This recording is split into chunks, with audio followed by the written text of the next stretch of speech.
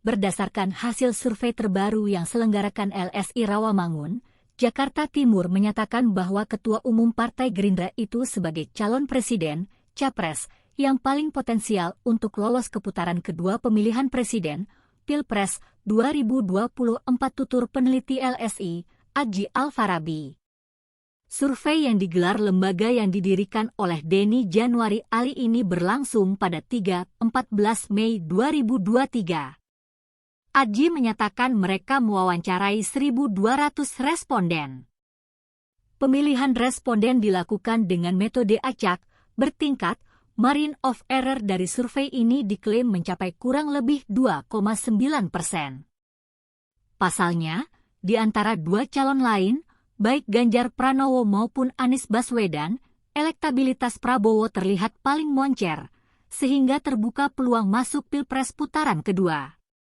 Dalam survei terbaru LSI, elektabilitas Prabowo menyentuh angka 33,9%, Ganjar 31,9%, dan Anies 20,8%.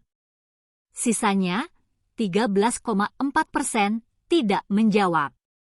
Kalau kita hitung secara matematis, maka minimal setiap capres harus memperoleh 33,3% untuk bisa lolos ke putaran kedua.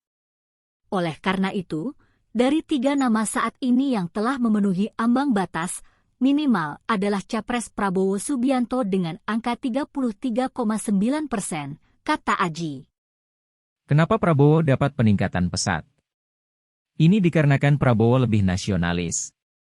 Dia mendapat limpahan suara dari pemilih Ganjar Pranowo. Sementara elektabilitas Anies Baswedan disebut stagnan. Karena Prabowo dinilai lebih nasionalis dibanding Anies. Jadi pemilih Ganjar yang nasionalis memilih Prabowo, kata Adji. Sementara itu elektabilitas Ganjar turun disebabkan beberapa hal antara lain. 1. Penolakan terhadap timnas Israel yang membuat Piala Dunia U20 batal digelar di Indonesia. 2. Cap Ganjar sebagai petugas partai ini sangat berefek bagi Ganjar. 3. Buruknya kinerja Ganjar menangani kemiskinan. Ganjar dinilai gagal dalam menangani kemiskinan. Ini menurut data BPS, Jateng menjadi provinsi kedua termiskin di Indonesia. Bahkan rata-rata kemiskinan Jateng di atas rata-rata kemiskinan nasional, kata Adji. Selain itu, Adji menyebut masyarakat saat ini menginginkan sosok capres yang memiliki kepemimpinan kuat pasca pandemi COVID-19 yang memporak-porandakan kondisi ekonomi. Berdasarkan indikator politik Indonesia misalnya, menyatakan Prabowo unggul tipis atas Ganjar Pranowo berdasarkan hasil survei terbaru mereka yang digelar pada 30 April 5 Mei 2023. Hasil survei Prabowo Subianto disebut memiliki elektabilitas 34,8%,